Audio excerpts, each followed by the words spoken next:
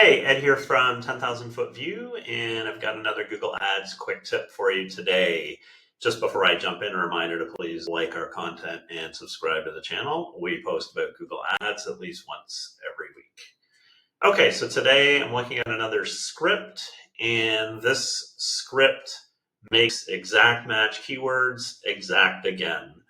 And what that means essentially is the script will monitor your search terms report and identify any search terms that do not exactly match your exact match keywords in that ad group or campaign, and add them as a negative, either at the ad group or campaign level. And so while this doesn't prevent novel searches or queries from triggering your ad, over time, it will automatically eliminate those from triggering your ad. Okay, so is this good or bad or otherwise? Well, it kind of depends on which side of the fence you're on. The industry broadly in search marketing, paid in this case, and Google are moving towards less exact match keywords, meaning phrase match and even more so into broad match, and also using fewer keywords per ad group, and also even moving to fully automated campaigns without keywords at all. And the reasons that's happening are complex, but in a nutshell, Google uses other signals now in addition to the actual search term in order to figure out whether to enter a keyword ad combo into an auction, and if so, what to bid. And that's basically where we're going to end up, is essentially all broad match keywords and fully automated campaigns in a couple of years from now. And kind of what's going to push us even faster and further in that direction is the integration of AI into search engines, because people are now writing long form prompts, no longer using keywords. So it will be important to have your ads entered into auctions and for the bids to be set based on a deeper understanding of what that user is actually asking for, rather than specific individual keywords that may appear in that prompt. Okay, so that aside, does the script do what it says it will do? Yes, I've tested it, and basically the script will add negative keywords to block those non-exact match queries. So there are some settings you can choose in the campaign, in the script. So there's a dry run setting where you can have it just output the potential negatives that will be added as a test run. And that just ensures you don't suddenly add, 10,000 negative keywords to your campaign and then have to go through and remove those for whatever reason. Negative at campaign level or ad group level. So if you set campaign level to true, then the negatives will all be added per campaign.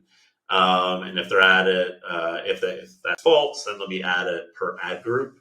I think in this case, if you are trying to go super precise, high precision with exact match keywords and block all these non-specific queries, that probably adding at the campaign level makes more sense.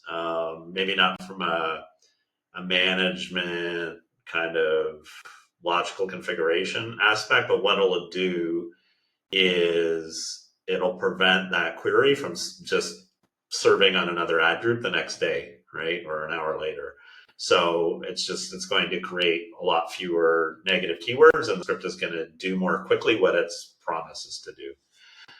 Singular and plural matching, this just means that it will not automatically block plurals if your exact match keyword is singular, and vice versa, which is kind of sensible. Okay, and then the last setting here is duplication checks.